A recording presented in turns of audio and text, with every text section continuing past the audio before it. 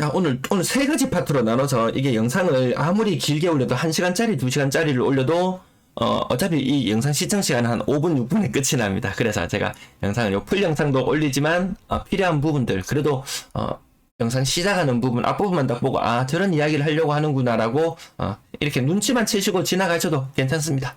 어차피 집값 이렇게 된 거 임차인에게 다 떠넘길 거야. 집값 오를 때 임차인에게 엄청나게 부담을 준다. 뭐 이런 부분들이 있었어요. 그래서 과연 어떻게 움직이고 있는지 시장이 한번 살펴보도록 하겠습니다. 자, 일단 대구 아파트 거래량 지난번에 제가 한번 말씀드렸었는데 어떤 분이 야, 그 맨날 똑같은 방송 그거 뭐 하려고 하나 뭐 이런 이야기. 요 작은 틈에서 시작된 변화가 우리가 지금 시간이 지나면 엄청난 큰 변화로 나타난다는 것, 요 부분 말씀드렸었는데요. 거래량 요게 지금 한 달 전이에요. 5월 25일 날 자료예요. 그때 이때는 영상 조회수가 5,400.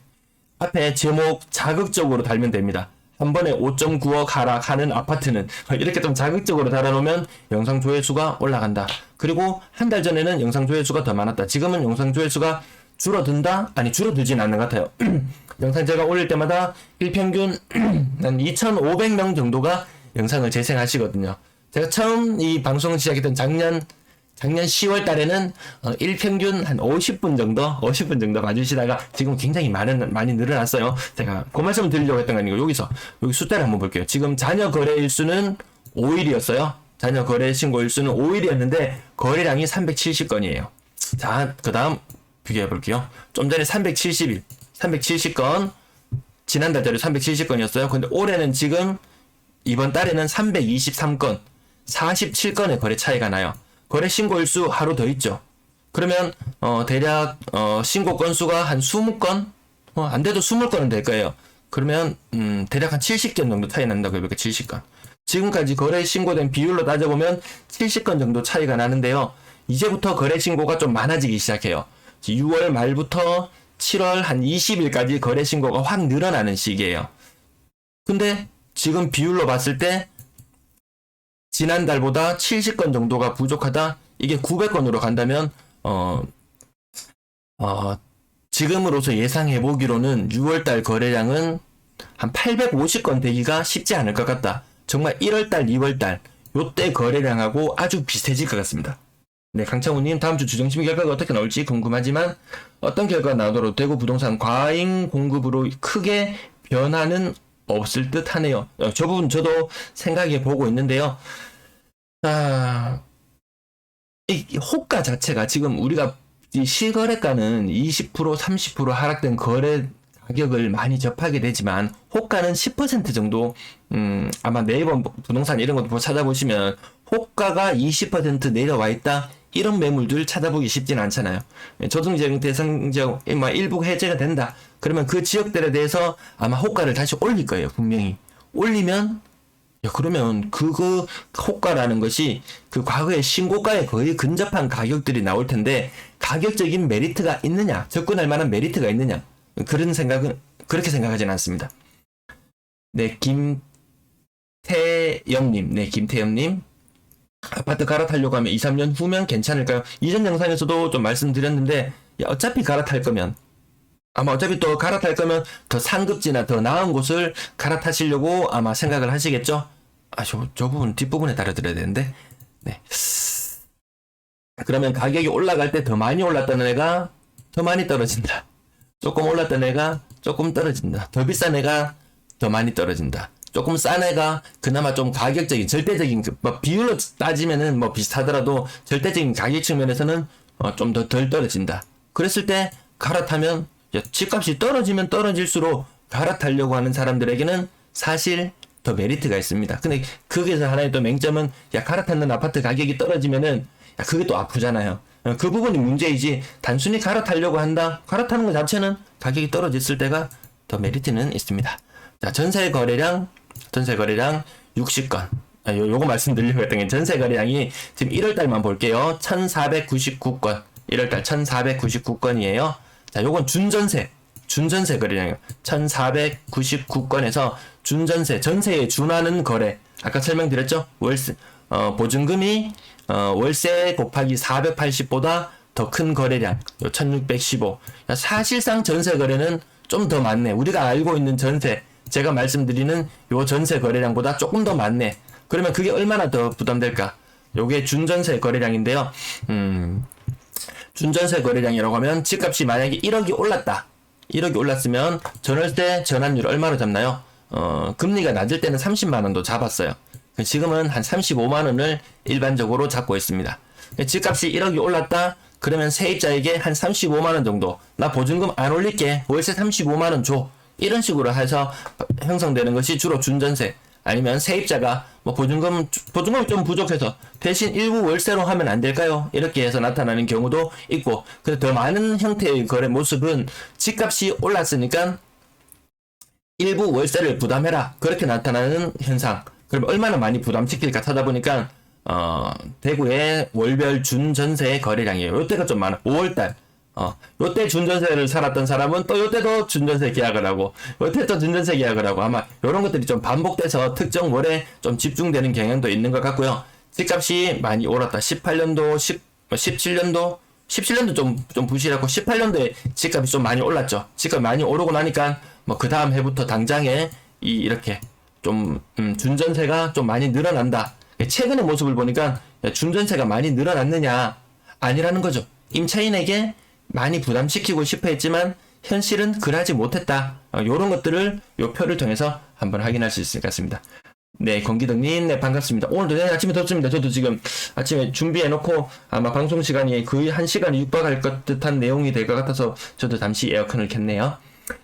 이지연님, 20년도 오르기 전 가격으로 매매하면 적당한가요? 20년도 오르기 전 가격. 지금 많이 나타나는 거래 형태가 그 가격인데, 그것도 지금은, 한 석 달, 서너 달 전까지만 해도, 20년 초반 가격, 오르기 전 가격 샀는 거 괜찮네. 괜찮다.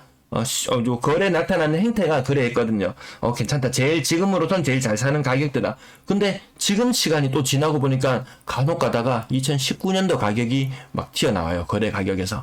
이런 걸 보면은 또 시간이 흐르면 흐를수록, 더 과거의 시점으로 가격들이 회귀해 간다. 그럼 지금 20년도 오르기 전 가격으로 하면 적당한가요? 라고 물음에 대한 대답은, 지금은 괜찮아 보인다. 또 몇 달이 지나서 생각해 봤을 때, 그때 옳은 선택이 아니었네. 뭐 이렇게 생각할 수도 있을 것 같습니다. 이지연님, 용산동 구형 올레 리모델링한 아파트 매매가 안 되어 이사 못하고 있어요. 힘들어요. 방법 좀 알려주세요. 사실 리모델링 했는 것도 돈이, 효용 가치가 한 5년 정도 쳐주나요? 리모델링? 물론 그 인근에 리모델링 된 곳과 안 된 곳은 차이는 천지 차이가 있겠지만, 사실 지금 방법은 저는 없습니다. 무조건 그냥 제가 여기서 홍보를 해드릴까요? 제가 여기서 영상에서 어떤 아파트 가격적인 부분 메리트, 누군가는 20년도 가격이 메리트 있다고, 20년도 가격이 메리트 있다고, 그 가격이면 살 거라고 생각할 것이고, 또 그렇게 생각하지 않는 분도 있을 수 있고, 지금은 어쨌든 20년도 오르기 전 가격이라면 그래도, 근데 오늘 거래 건수 24건이잖아요. 대구 전체에 24건, 매물은 거의 3만 건 다 되어 가나요? 매물 개수가 너무 많아서 거래가 좀 쉽지 않은 게 현실이에요. 부동산에 내놔도 이 보러 오시는 분들이 잘 없죠.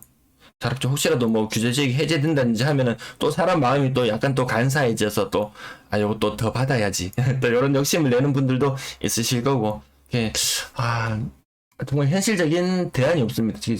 작년에 북구 지역, 북구 서재 지역에 계신 분도 이렇게, 저한테 문의를 주시고, 제가, 그때 북구 관련된 영상으로 이지연님 한번 찾아보시면은, 그나마 나올 수 있는 대안들,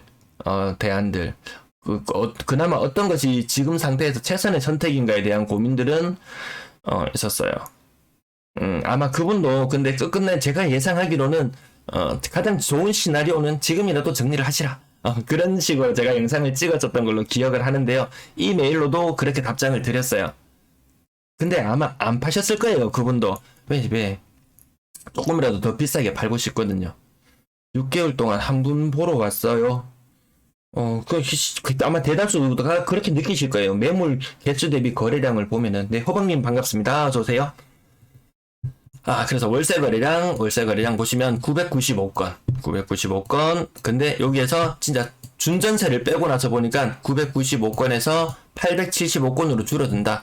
그래서 요 좀 전에 보시면 여기 준전세 거래 한 100건밖에 안 되는구나. 전세, 월세, 따져봐도, 전세에 플러스 100 해주고, 월세에서 마이너스 100 해주면 된다. 이게 제가 조사를 하고 이 엑셀 파일을 만들어내기 위해서 엑셀 처음 알아가지고요. 이 엄청난 이 노력을 기울여서 해보니까, 결론은 임대인이 임차인에게, 올라가는 세금 부담을 짐지우지 못했다.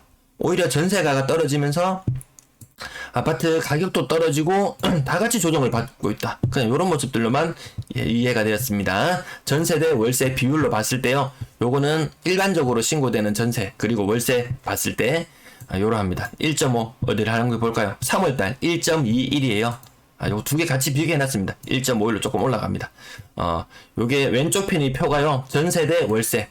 오른쪽 표는 전세와 준전세를 합한 것.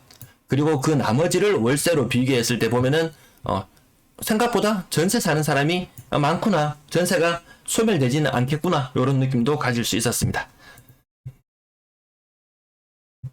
자, 하반기 입주 아파트 전세 매물. 2021년 하반기 전세 아파트 전세 매물인데요. 삼정 그린코아. 이거, 아직까지 매물 68개나 있었어요. 제가 이거 웬만하면 조사를 안 하려고 했는데, 작년 11월 달에 입주한 아파트. 지금까지 버티시는 분은 거의 반년이 흐르는 시간 동안 버텨내신 분들은 아마 좀 여유가 있으신 분들, 잔금 쳐놓고, 나 세입자 천천히 받아도 돼 하는 분, 그게 아니라면 지금까지 버티기가 사실 힘들죠. 버티기가 힘들 것 같습니다. 어쨌든 요 부분을 보면서 이 소진되는 기간들이, 신축 아파트의 전세 물량들이 소진되는 기간들이 길어진다. 요 부분에 대해서 과거에 말씀드렸었어요. 자, 그 다음 2022년 상반기 입주 아파트, 하반기 입주 아파트도 제가 지금 현재 작업 중에는 있어요. 근데 얼마나 소진되어 나가고 있느냐, 그 부분도 한번 살펴보시고, 이 입주하는 월이 되면은 전세 물량이 피크를 치게 됩니다. 이 편한 세상 두리역 색깔, 요 색깔입니다. 지금 6월달, 이제 입주 시작했나요? 이제 6월 25일인 거 보니까 입주 시작한 것 같은 걸로 보여지고요. 교대역 하늘채 뉴센트원. 입주 시기가 되면 이때 피크를 찍습니다. 그리고 어떨 때는 조금 더 지났을 때 피크를 찍기도 하는데, 요 가장 최근에 월성 3정까지 요 세 가지가 매물 개수가 거의 300개 이상. 어느 정도냐 하면은 월성 3정 그린코아 포레스트는 1,400건의 총 세대수, 전체 세대 1,400세대 중에서 300개 정도의 매물이 나와있다.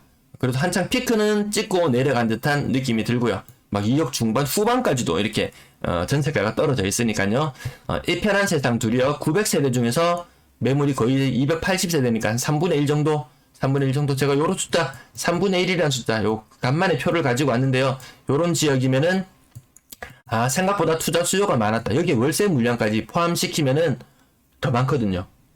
그 다음, 교대역, 하늘채 뉴센터원도 3분의 1 정도 매물이 나와 있고요. 그럼 그 이전에 입주했는 아파트들은 얼마나 매물이 빨리 소진되었느냐? 남산 자이 하늘채 하나만 추적해 볼게요. 요 편은 앞으로도 몇 번 더 언급해 드릴 거니까요. 남산 자이 하늘채, 한창 많을 때 이거 매물 개수 400개도 넘어갔었는 것 같네요. 위에 표에 살짝 가려져 있는데, 남산 자이 하늘채, 빨리 글자가 안 찾아집니다. 남산자이 하늘채. 지금 매물이 165개 나와 있어요. 3월 달에 입주 시작했어요. 분명히 3월 말쯤 되겠죠? 4월 말, 5월 말까지 입주 시기는 지났고, 이제 6월 말 거의 한 달 정도 더 지나가는 시점인데, 생각보다, 그래도 전세 매물 많이 잘 빠져나간 것 같네요. 165개면, 그 전보다 초진 속도 괜찮다. 왜? 전세 가격이 생각보다 그렇게 많이 비싸게 나오지는 않았던 것 같거든요.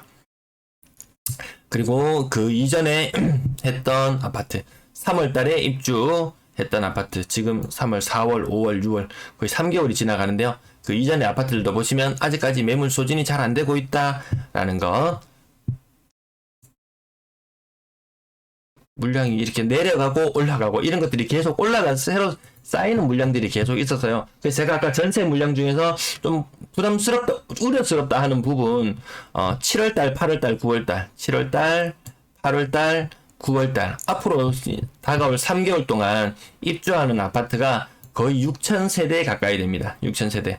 제가 앞부분에서 요 부분만 말씀 안 드렸는데 요 개 부분 보시면은 전체 세대수 중에서 20% 정도가 전세 매물로 나와 있다. 올해 이 상반기에요. 1월 달부터 6월 달까지 전체 세대 10,000가구 정도가 입주를 했는데 그 중에서 지금 2,000세대 정도가 전세 매물로 나와 있다. 이 굉장히 많잖아요. 소진이 빨리 잘 안 되고 있는 모습과 더불어 7월, 8월, 9월 전세 거래량 나중에 보시면 아시겠지만 그때가 좀 비수기잖아요. 이동을 하기에는 좀 비수기인데 이때 이렇게 입주 물량이 많습니다. 그리고 10월, 11월, 12월은 상대적으로 입주 물량이 좀 적긴 해요. 그럼 이제 이때 7월, 8월, 9월에 나와 있던 전세 물량들 이제 이때가 이제 좀 소진되는 시기. 그러면 또 얘네들은 또 다음 또 내년으로 이월되면서 소진이 되어 나갈 텐데 내년에 입주 물량 많은 거는 다 아시잖아요. 거의 3.5만 세대 정도 입주를 앞두고 있기 때문에 전세 시장 금리 인상과 더불어 정말 쉽지 않다. 전세 물량 이렇게 늘어나는 모습. 저는 이게 한 6월 말쯤 되면 정말 10,000건을 넘어갈 거다. 이게 좀 우려스럽다. 이렇게 말씀했는데 지금 그만큼 증가하지는 않았어요. 오차 보면 오차가 굉장히 많이 벌어졌다. 하지만 이게 지금 타고 같이 올라가면은 연말이 되면 그래도 10,000건 이상은 되겠구나. 그나마 이걸로 위안 잠깐 삼습니다.